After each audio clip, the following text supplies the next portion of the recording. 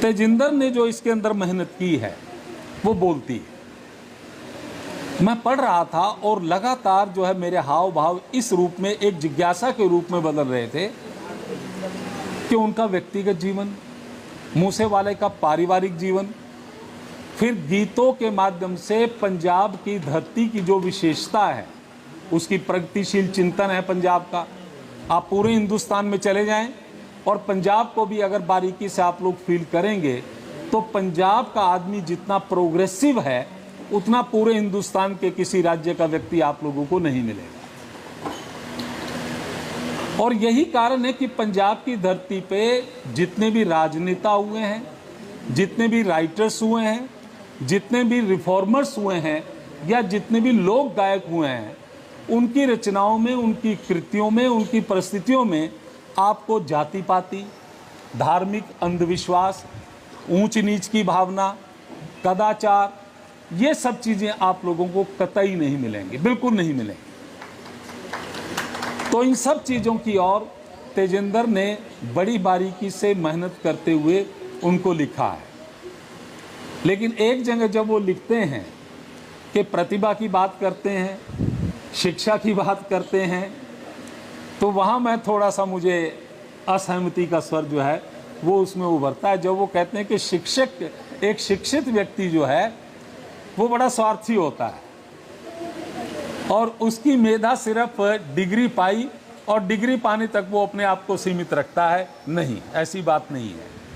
हमारे देश में बहुत सारे ऐसे लोग हुए हैं, स्वामी विवेकानंद है, ईश्वर चंद्र विद्यासागर है, अंबेडकर हैं, बाबा नानक हैं, जो जन कल्याण की जो बात को सोच के चलता है, और कितने सारे साइंटिस्ट हैं, वो सब के सब उन्होंने जब शिक्षा ली, शिक्षा जो है आप स्कूल में पढ़ते होंगे, विद्या ददाति विनयम,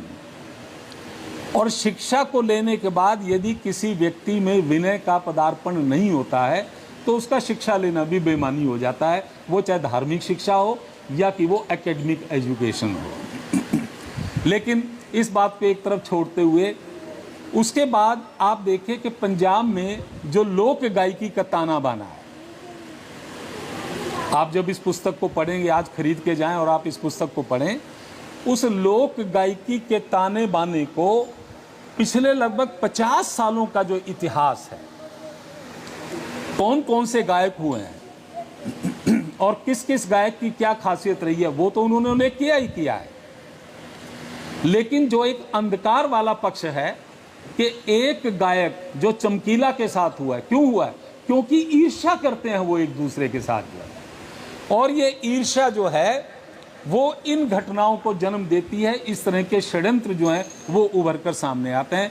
और ये भी उन्होंने बड़ी बारीकी से, सूक्ष्म से लिखा है कि वो डायरेक्ट नहीं इन्वॉल्व होते हैं उसके अंदर, जो है डायरेक्ट इन्वॉल्वमेंट ना हो के उनकी किसी ना किसी के माध्यम से, जैसे चमकीला की हत्या उन्होंने कराई या अब सिद्धू मूसेवाला की हत्या करवाई,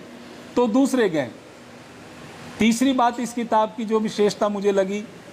कि लॉरेंस बिश्नोई और बाकी जो उसकी टीम है या दूसरे और लोग हैं, उनका भी कितनी बारीकी से तेजिंदर ने अध्ययन किया होगा कि उनकी सारी कारगुजारी है, कैसे वो जेल के भीतर रह के पूरे हिंदुस्तान के अलग अलग राज्यों में जो उनकी नफरी फैली हुई है, और वो वहाँ बैठे हुए भी सारा का सारा अपना कारोबार चलाते हैं, षड्यंत्र रचते हैं, उन चीज़ों का उल्लेख भी इसके अंदर जो है वो करते हैं। और इन तमाम घटनाक्रमों के बीच सिद्धू मूसेवाला का व्यक्तित्व किस तरह से उभर कर सामने आता है, उसमें राजनीतिक व्यक्तित्व भी है, उसका एक सामाजिक व्यक्तित्व भी है, एक ग्रामीण अंचल अपने परिवार के साथ जुड़ा हुआ, वो अपनी माँ के साथ किस कदर जो है, आज मदर डे की बात मैडम जो है कर रही थी, और इस मौके पे मुझे ये कहते हुए कि सिद्धू मूसेवाला अपनी माँ के साथ पिता की बनिस्बत ज़्यादा अधिक जो है वो अटैच था, और उसने बहुत सारे ऐसे गीतों की रचना भी की है, और एक गीत का उल्लेख तेजिंदर ने अपनी इस किताब में भी किया हुआ है।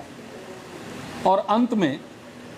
उन्होंने उनके कुछ 4-5 गीत जो हैं उनको भी उसके अंदर दिया हुआ, जो मैंने कभी सुने नहीं थे और पढ़े भी नहीं हैं, पहली बार आज पढ़े हैं। तो इतना बढ़िया लिखने के लिए तेजिंदर को मेरी बहुत बहुत मुबारक, बधाई। अब आते हैं एक दो छोटी छोटी जो कमियां हैं उनकी तरफ। जो पहले ही पृष्ठ से पूरी किताब जो है एक भूमिका और 19 उसके चैप्टर हैं। चैप्टर कह लीजिए, 19 अध्याय कह लीजिए, 19 ही है ना, याद नहीं है? एक आलोचक के तौर पे मैंने पढ़ा, पढ़ लेना, 19 है लेकिन ये 20 होने चाहिए, एक और होना चाहिए था। आप पढ़ते पढ़ते अचानक ही आपका ये उपन्यास कह लीजिए, या इसको एक फीचर कह लीजिए, या इसको एक मैं संस्मरण कह लीजिए, रिपोर्टाज कह लीजिए, रेखा चित्र भी आप कह सकते हैं। तो मैं जब उसको पढ़ता हूँ तो लगता है एकदम से कोई कमी खटकती है अंत में जाके। लास्ट में एक चैप्टर कम से कम 3-4 पृष्ठ का और होना चाहिए था कि सिद्धू मूसेवाला जो है उसकी क्या क्या खासियतें रही हैं और कैसे उसने अपने आप को ज़मीन के साथ जोड़ा है। और जो मैंने बताया पंजाब की ज़मीन का जो प्रगतिशील चिंतन है वो उसके गानों के भीतर जब वो बोलता हुआ दिखाई पड़ता है, आवाम उसके अंदर दिखाई पड़ता है। ये चीज़ आप करके और तब उसका समापन करते तो वो ज़्यादा अच्छा मुझे लगता जो है। दूसरी बात, वाक्य रचना और शब्द रचना, अगर मेरे जैसे किसी आदमी की शुरू में थोड़ी सी मदद ले लेते तो कुछ शब्द जो है वो त्रुटिपूर्ण है और वाक्य सेंटेंस मेकिंग जो है वो कहीं कहीं थोड़ी सी अखरती है, बहुत ज़्यादा नहीं, थोड़ी बहुत सी जो है वो उसके अंदर अखरती है इसमें जो है। तो कुल मिला के फिर भी कि इनका हिंदी में ये पहला प्रयास है। जब मैं ये कहता हूँ कि मैंने 22-23 साल मेहनत की, 35 साल MLN कॉलेज में पढ़ाया और तब जाके 8-9 किताबें मेरी जो हैं वो आई हैं अब जाके, और रिटायरमेंट के बाद मैं ज़्यादा लिख रहा हूँ क्योंकि मुझे पूरा वक्त मिलता है, खूब पढ़ता हूँ, खूब लिखता हूँ। और तेजिंदर तो एक बिजनेसमैन भी हैं और बिजनेसमैन हो के भी ये इस तरफ मुड़ जाना और लेखनी को लिख देना, मैंने शुरू में जो कहा है, कमाल आश की हर शख्स को हासिल नहीं होता। बहुत सारे लोग होते हैं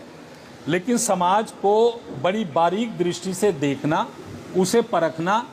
और अपने जज्बात के स्तर पर उसको उतार के और कागज़ों में उसको अभिव्यक्त कर देना, लाखों में किसी एक आधे आदमी को सरस्वती ये प्रतिभा जो है वो प्रदान करती है, हर किसी को नहीं मिलती है। बहुत सारे लोग सोचते भी हैं लेकिन लिख नहीं पाते, भाषा नहीं होती है उनके पास। किसी के पास भाषा है तो थॉट, विचार नहीं होते हैं उसके पास। ये भाषा का होना